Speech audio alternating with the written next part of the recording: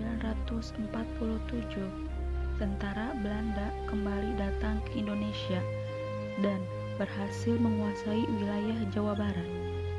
Belanda membawa misi untuk membersihkan unit pasukan bersenjata Indonesia dan laskar-laskar pemuda yang melakukan perlawanan dengan Belanda.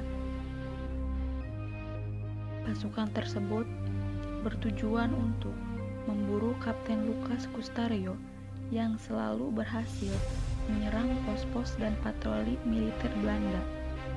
Belanda yang mencurigai adanya gerakan pejuang di daerah Rawagede mulai mengirimkan mata-mata untuk melakukan penyelidikan. Pada kenyataannya, di desa Rawagede, Kecamatan Rawamerta, Kabupaten Karawang terdapat markas Gabungan Pejuang atau MGP oleh para pejuang dan laskar pemuda. Para pemimpin MGP menutup seluruh akses jalan menuju desa Rawagede dan melakukan patroli penjagaan setiap malam. Kemudian, seorang intel Belanda berkebangsaan Indonesia berhasil ditangkap oleh anggota MGP Rawagede, namun berhasil kabur. Intel tersebut memberikan informasi kepada Belanda bahwa di MGP Rawagede terdapat Lukas Kustario dan pasukan. Mengetahui hal tersebut, Belanda segera menyusun rencana penyerangan ke Rawagede. Namun seorang kepala desa yang menyamar, Saukim, mengetahui rencana tersebut dan segera memberikan informasi melalui surat kepada MGP Rawagede. Isi surat tersebut adalah informasi bahwa Belanda pada 9 Desember 1947 akan melakukan penyerbuan masif ke kampung Rawagede setelah mendapat informasi dari Saukim. Seluruh pimpinan dan anggota MGP mencoba meloloskan diri dan keluar dari Rawagede.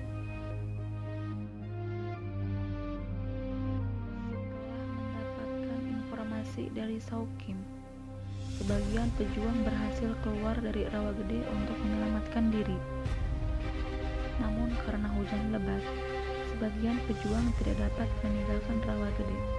Pada Selasa, 9 Desember 1947, pukul 4 WIB, militer Belanda tiba dan mengepung desa Rawagede.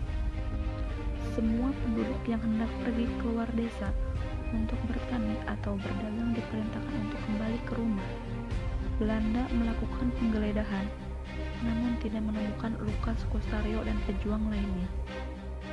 Kemudian, pasukan Belanda memaksa seluruh penduduk keluar rumah dan dikumpulkan di tempat yang lapang. Penduduk yang bersembunyi dan berusaha melarikan diri ditembak di tempat oleh Belanda.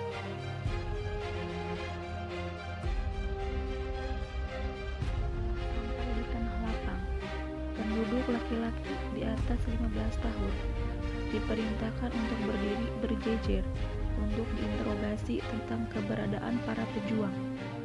Namun karena bungkam, semua penduduk laki-laki dibantai menggunakan senapan mesin. Aksi tersebut mengakibatkan 431 orang penduduk Rawagede tewas, kecuali wanita dan anak-anak. Setelah tentara Belanda meninggalkan Rawagede, para wanita menguburkan mayat-mayat dengan peralatan seadanya. Karena tidak dapat menggali lubang yang dalam, mayat-mayat tersebut dikuburkan di kedalaman 50 cm, sehingga menimbulkan bau busuk. Belanda masih melanjutkan misi pencarian Lukas Kustario, bahkan menambah personil sebanyak 9 truk. Tentara Belanda juga mendapatkan bantuan dari pribumi pengkhianat yang menunjukkan tempat-tempat persembunyian para pejuang. Belanda juga membantai penumpang kereta api jurusan Karawang-Rengas Dengklok yang terjebak di stasiun Rawagede. Para penumpang diperintahkan untuk baris jongkok di jalan kereta api dan kemudian ditembak. Akibat kejadian tersebut, 62 orang tewas dibantai.